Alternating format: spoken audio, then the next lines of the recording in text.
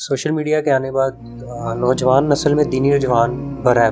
یعنی کہ اگر ہم 5 سے 6 سال پہلے کی بات کریں تو اتنا رجحان نوجوانوں میں نہیں پایا جاتا، لیکن جب سے سوشل میڈیا رائز ہوا ہے تو نوجوان نسلوں کا رجحان بہت زیادہ بڑھا ہے.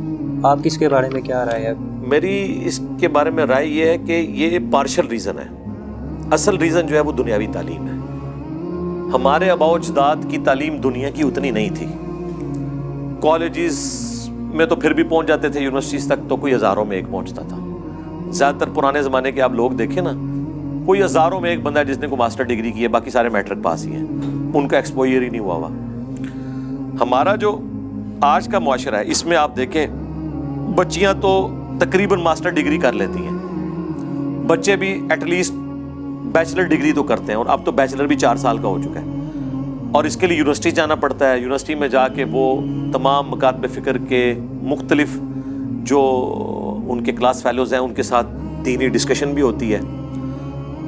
تو جس طرح ایک دنیا میں پڑھا لکھا بندہ دنیاوی معاملات کو لاجیکلی لے کے چلتا ہے، جب وہ پرپز آف لائف کو تلاش کرنے کی کوشش کرتا ہے، ظاہر ہے اب ایتھیزم کا بھی سیلاب آیا، اس طریقے سے اسلام کے خلاف جو سازشیں ہو رہی ہیں وہ بھی سامنے آئی ہیں.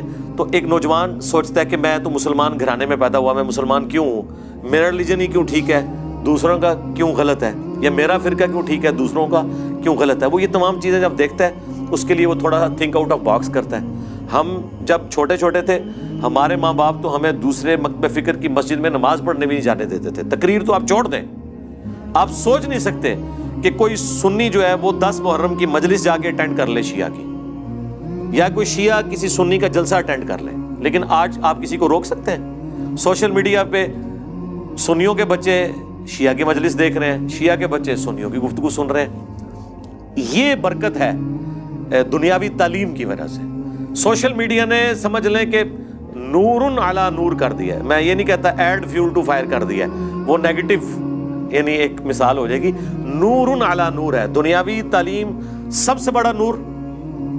اور اس میں ویلیو ایڈیشن ہو گئی ہے سوشل میڈیا پہ کہ پڑھا لکھا طبقہ سوشل میڈیا کے اوپر تلاش کرتا ہے. ظاہر ہے اس کا تو سورس آف نالج وہی ہے. ایون اب تو یونیورسٹی کی اسائنمنٹس بھی لوگ گوگل کے ذریعے سرچ کر کے کتابوں تک پہنچ کے کرتے ہیں. اور خصوصاً ہمارا پلیٹ فارم تو میں سمجھتا ہوں اس وقت یونیک ہے. اسلام کی دعوت کے حوالے سے کوئی پلیٹ فارم اس کے مقابلے کا نہیں ہے، یا اس کے قریب بھی نہیں ہے، جو ایک ایک بات ریفرنس کے ساتھ بیان کرتا ہو. ایٹ لیسٹ اسلام کے اندر جو چیزیں ہیں، یہاں میرے پاس آپ کو پتہ ہے کچھ عرصہ پہلے پاکستان لیول کے صحافی آئے تھے، اور وہ مختلف اسکول آف تھاٹ سے تھے، عقیدے کے اعتبار سے بھی، پولیٹیکل ایفیلیشن کے اعتبار سے بھی. تو وہ سب یہ بات مان رہے تھے کہ جب بھی کوئی ریلیجس ایشو آتا ہے، پچھلے دنوں آپ کو پتہ ہے وہ خنزیر کا دل ٹرانسپلانٹ کیا گیا، تو وہ کہتے ہیں ہم نے آپ کی ویڈیو دیکھی. عام بندے تو اپنی رائے دیتے ہیں، آپ ایک ایک آیت حدیث، پھر جو کنفیوژن ہے اس کا جواب قرآن و سنت سے دیتے ہیں، اپنی رائے سے نہیں. ہمارے سوا جتنے بھی لوگ بات کر رہے ہیں آپ ان کو دیکھیں، وہ اپنی رائے پیش کرتے ہیں، چاہے جاوید احمد غامدی صاحب ہوں یا باقی لوگ ہوں، وہ اپنی رائے، جی میرے خیال میں یوں ہے. ہم تو یہ کہتے ہی نہیں میرے خیال میں، ہم کہتے ہیں قرآن میں یوں لکھا ہے، حدیث میں یوں ہے، یہ آیت اور حدیث یہ بتا رہی ہے، آپ خود بھی اپنی عقل استعمال کر لیں کہ یہ یوں ہے. پھر اگلے بندے کو یہ کانفیڈنس ہو جاتا ہے کہ ہاں جی جینئر صاحب جو بات کر رہے ہیں نا یہ دلیل کے ساتھ کر رہے ہیں. صرف اچھا سا منہ بنا کے، اچھے سے ہاتھوں کے اشارے کر کے، 2-4 انگریزی کے الفاظ بول کے، ہاتھ ہلا کے آپ اپنی رائے تو نہیں کسی کے اندر ٹھونس سکتے. پڑھا لکھا بندہ کہتا ہے جی بتاؤ لکھا کہاں ہوا ہے. اور پھر ایک اور چیز جو سافٹ ویئرز بنے آج کل، کتابیں ہمارے موبائلوں میں آ گئی ہیں. یہ فیسلٹی آج سے پہلے نہیں تھی. ہمارے آباء و اجداد کے پاس تو ہارڈ کاپیز نہیں تھی. بخاری مسلم کا پہلا ترجمہ آج سے 100 سال پہلے ہوا ہے. 1300 سال تک بخاری مسلم عربی سے باہر ہی نہیں نکلے، جبکہ دنیا میں 90% مسلمان نان عرب تھے. تو ان بیچاروں کو کیا پتہ چلنا تھا؟ قرآن کا ترجمہ بھی 200-250 سال پہلے ہوا ہے. آج بچے بچے کے موبائل میں قرآن، بخاری مسلم اور باقی حدیث کی کتابیں موجود ہیں. وہ کہتے ہیں حضرت نمبر پتہ ہے، وہ کہتے ہیں نمبر تے نہیں پتا، وہ کہتے ہیں چھڈ دو کوئی الفاظ دسو، انہیں سرچ کر کے اسی دسنے تو کیا لکھیا ہے، حدیث کھول کے سامنے رکھ دیتے ہیں. یہ مبارک دور اسلام نے کبھی نہیں دیکھا. اور میں یہ کہتا ہوں ہماری خوش نصیبی ہے کہ ہم ایسے دور میں ہیں کہ آپ کاؤنٹر. اچھا اس کا فائدہ کسے ہوا ہے؟ مجھے، باقی تو کسی کو نہیں فائدہ ہوا، نقصان ہوا ہے. کیونکہ آیات کے نمبر میں نے بتانے ہیں، حدیث کی کتابیں میں نے بتانی ہیں، حدیث کے نمبر میں نے بتانے ہیں. تو مجھے تو چاہیے تھا کہ ایسے سافٹ ویئر ہوتے کہ ایک عام آدمی چیک کرتا. وہ اسلام 360 آ گیا. اسلام 360 کسی نے یوز نہیں کرنا تھا اگر ہمارا پلیٹ فارم نہ ہوتا. مجھے بتائیں ہمارے سوا کون ہے جو حدیث کے ریفرنس دیتا ہے کہ جا کے آپ اسلام 360 میں چیک کریں یہ کاؤنٹر ویریفائی؟ ہمارے ہی کریں گے نا، تو ہمیں فائدہ ہو رہا ہے اس کا. باقیوں کو یہ نقصان ہو رہا ہے کہ لوگ اسے جا کے مسئلہ پوچھتے ہیں دسو کتنے لکھا. وہ کہتے ہیں حدیث ہے سی، وہ کہتے ہیں سرکار کتاب دسو، الفاظ دسو، اسی تو ہم دسنے کتنے لکھی ہے، اگر ہوئی تو نکل آئے گی، نہیں ہوئے گی تو نہیں نکلے گی. تو اس اعتبار سے الحمدللہ میں سمجھتا ہوں کہ دنیاوی تعلیم، اس کی وجہ سے اویئرنیس، اور اس اویئرنیس کی وجہ سے سوشل میڈیا پہ آ کے ان چیزوں کو سرچ کرنا، اس نے دینی رجحان پھر بڑھایا ہے. لوگ تو کہتے ہیں نا جی، لوگ اپنے آباء و اجداد کو یاد کر کے بڑی ان کی تعریفیں کرتے ہیں.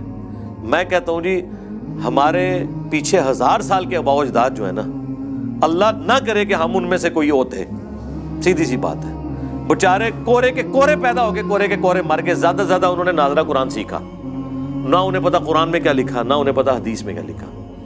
لوگ پتہ نہیں وہ کہتے ہیں. آپ پاکستان بننے سے پہلے کی ویڈیوز ریکارڈڈ ہے نا کہ ہمیں پاکستان کی دیکھیں، کتنے مردوں نے داڑیاں رکھی ہوئی ہوتی تھی.